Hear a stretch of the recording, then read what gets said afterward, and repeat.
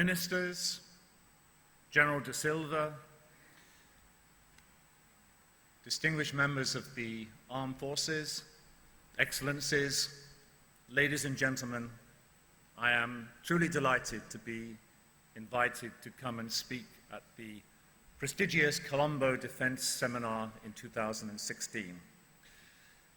I come from a country that has several elements which are common to that of Sri Lanka. We are islands, we are maritime nations, and we play cricket. And let's be honest, cricket is a very important element of soft power.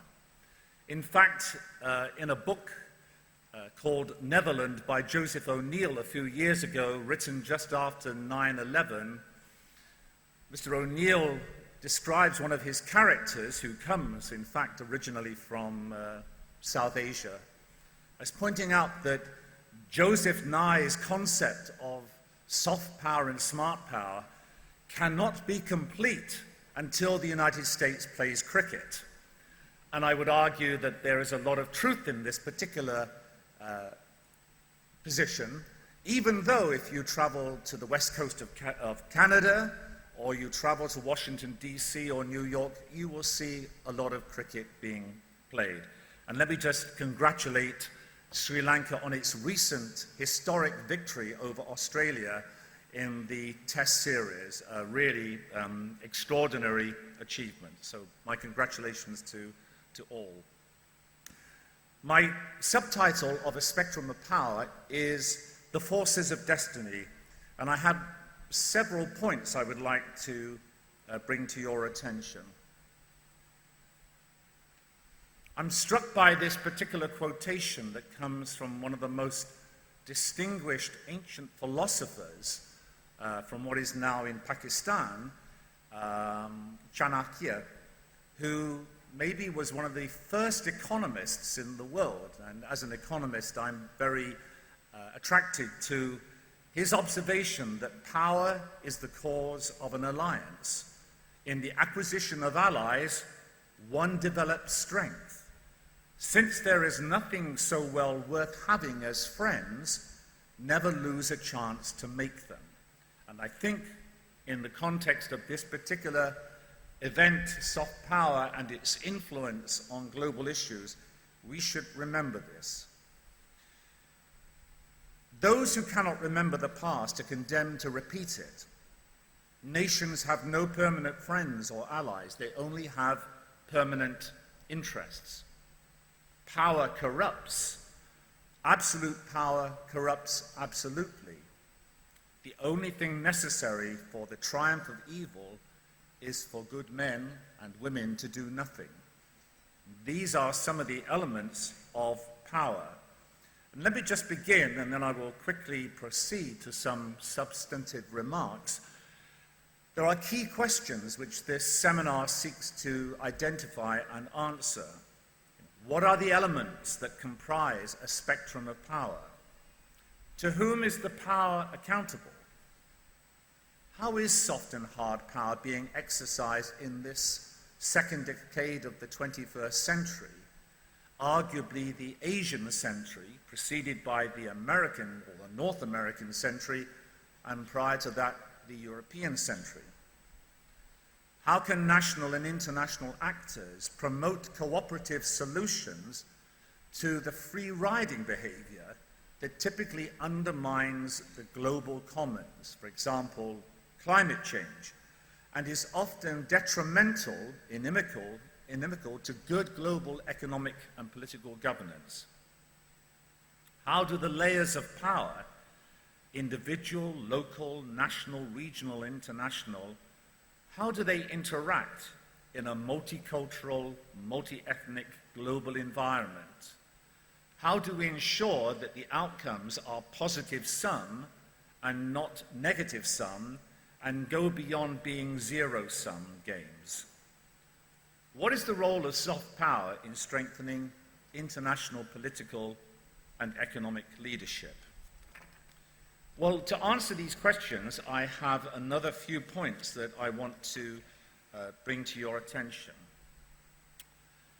As we've heard, Joseph Nye introduced this very important idea of soft power and then smart power, and the Portland organization, based in London, has a soft power index, which is very well worth examining to see what are the key elements that explain why some countries are in its top 30 for soft power.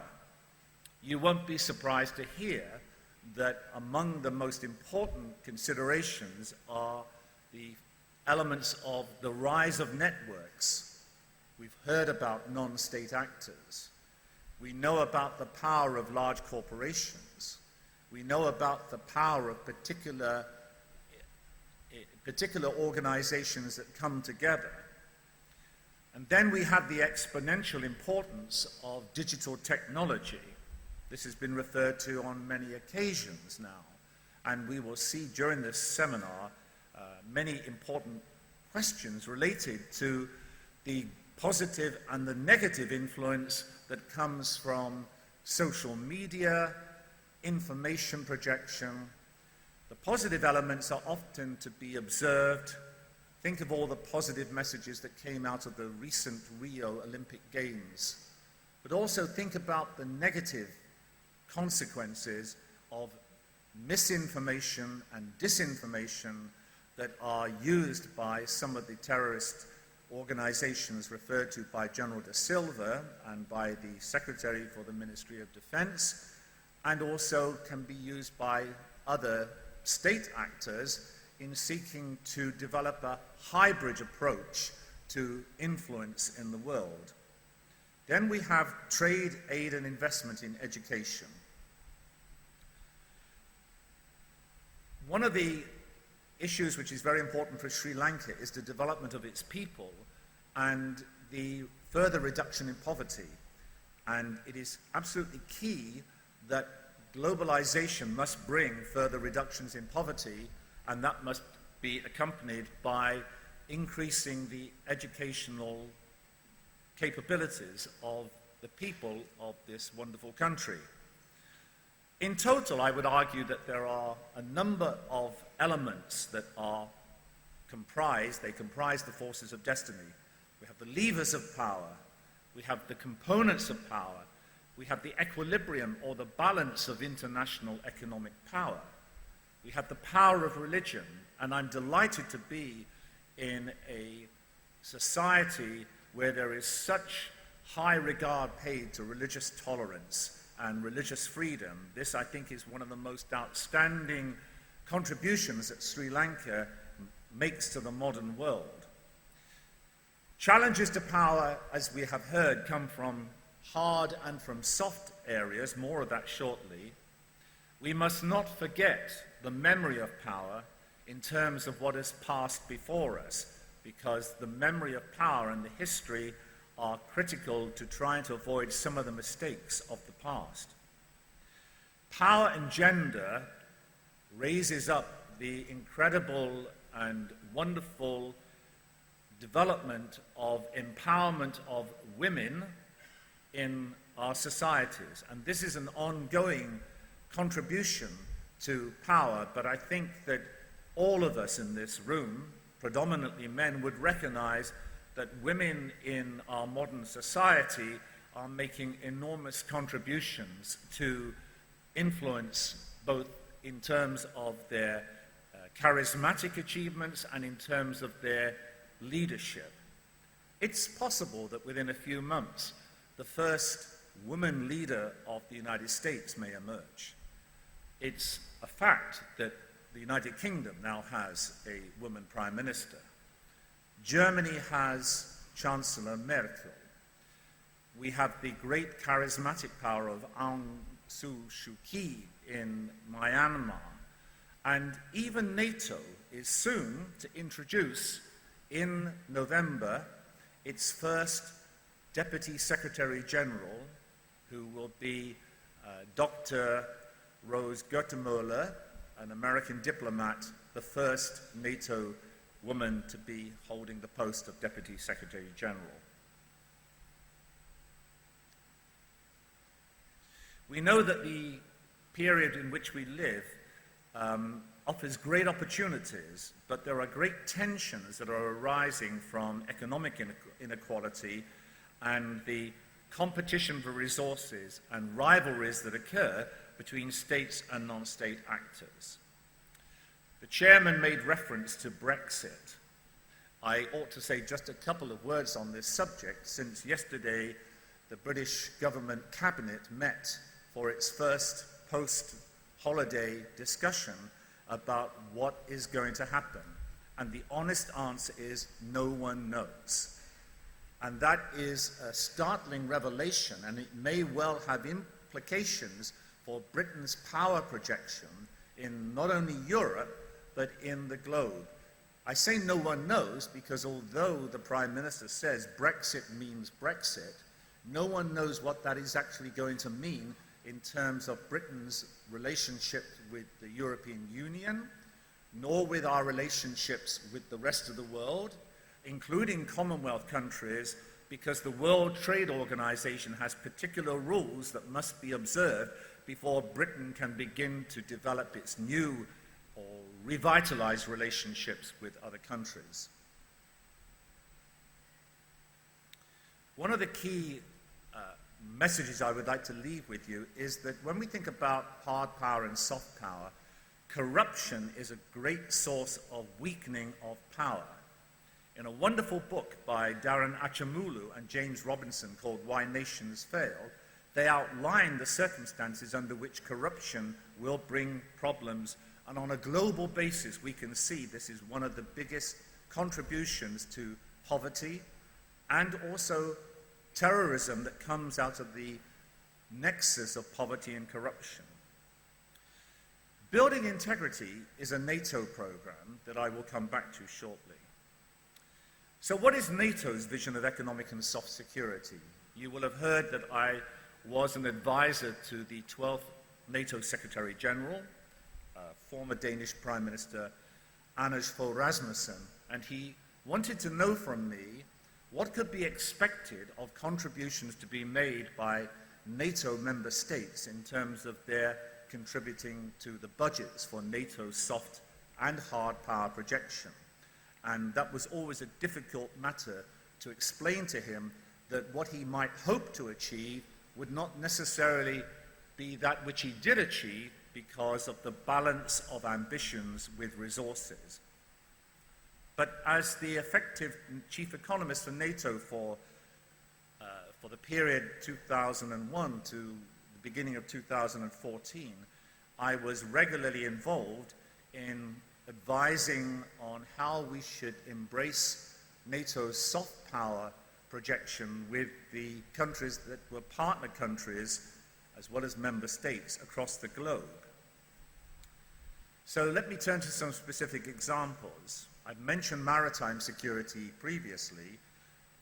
It's a very important matter for Sri Lanka and for the oceans that surround Sri Lanka. And indeed, it's important for the West-East relationship when we think about the fact that 90% of all global hard trade is maritime. NATO continues to operate a counter-piracy mission with the support of many nations, not just NATO member states, that seeks to try and protect the passage of this trade and also the passage of energy transport, not just through the Straits of Hormuz, but in other parts of the oceans we're describing.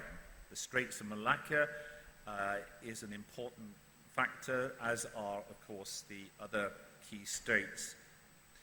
What does NATO look like in 2016, following on from the recent summit in Warsaw? You will all know that tensions between NATO member states and the Russian Federation have intensified in the last 2 years. At the center of this intensification of tension is Ukraine, and particularly the question of what is happening in Ukraine and in Crimea. NATO currently has 29 members, including Montenegro, whose membership will be ratified within the next year, but it was invited in June in Warsaw to become a new member.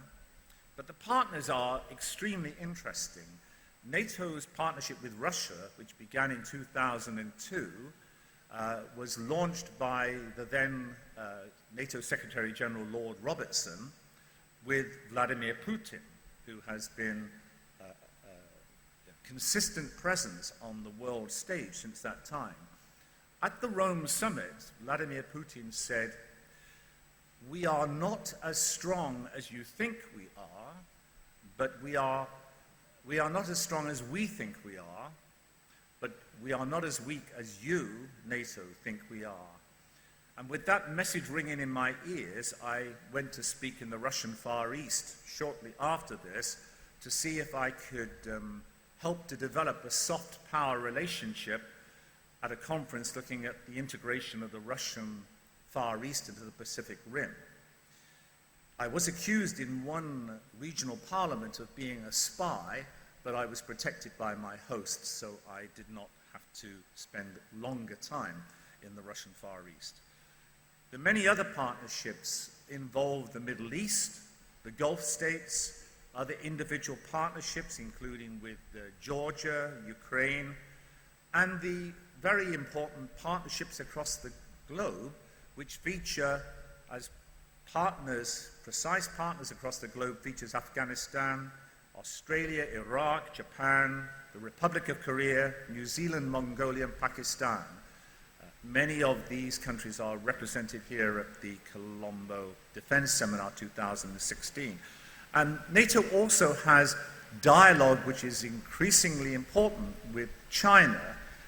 I was invited to speak in China just a few years ago in Shanghai as part of the exchange of civilian-to-civilian experts. There is a military-to-military exchange of views that takes place in various arenas, including the famous Shangri-La dialogue. So what is NATO's relationship with Asia and thereby with Sri Lanka? Well, NATO is continuing to try to enhance mutually beneficial security affecting trade and economics. It's an increasingly important dimension, maritime security, as far as this is concerned.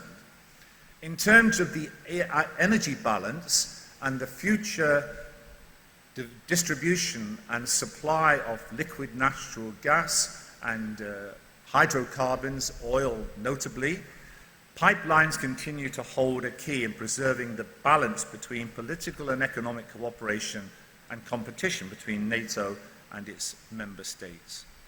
So what I would like to say in drawing a conclusion on the presentation I'm making here is that the relationship between NATO and Afghanistan, an ongoing relationship, continues to involve important discussions with the countries of South Asia. NATO has a great experience and capacity in developing soft security initiatives involving training and education, and the Building Integrity initiative that I mentioned earlier. Building integrity is about further developing accountability and integrity and transparency in the management of resources in the defense and security sectors. And recently, NATO was in Colombia in discussions related to this kind of program, and that has come at a very important time when, as you will be aware, the more than 50-year civil war between Colombia and the FARC guerrilla movement was announced as coming to an end. NATO states are confronted with the consequences of the tragedy of the migration that is coming out of not only Syria and Afghanistan, but Libya and Yemen and elsewhere, Eritrea, for example, building upon not just fleeing the misery of conflict, but people aspiring for economic improvements. This issue of migration is not going to go away quickly, and sadly I suspect that given the many players in the civil war in Syria, that will not go away quickly either. But we can only hope that by engaging and developing our friendships and alliances, we can build upon cooperation in order to try and make an impact upon this particular area of great tragedy, which has such resonant historical dimensions. We need to invest in our people, and we need to invest in our prospects, whether it's economic or social infrastructure. And I would like, therefore, to conclude my remarks to this distinguished audience by saying that when you think about a spectrum of power, one does need, as the chairman and the keynote speaker made clear, we have to think about the trade-offs between hard power and soft power. If we look at the amount of money that is spent on defense across the world, then there are significant sums of money spent by many countries in developing capabilities, military capabilities, which enable countries to defend and to project hard power when they think it is necessary. The key for this conference is trying to determine how much can soft power influence global economic and political prospects in such a way that hard power will really remain a deterrent as opposed to an act of aggression. Undoubtedly, the experience of the last 16 years has demonstrated, sadly, that hard power, as we are reminded in the notes in the conference program, hard power, unfortunately, leads to many problems to be dealt with and rarely has produced satisfactory conclusions to the engagement of different countries into conflict zones. We continue to struggle every day, as General Da Silva reminded us, of dealing with the consequences of terrorist networks and organizations and trying to deal with the influencing of young people through counter-radicalization measures using digital media and using attempts to prevent the spread of that kind of thinking continues to be one of the great challenges that we all face and will continue to face in the coming years. Mr. Chairman, thank you. Thank you.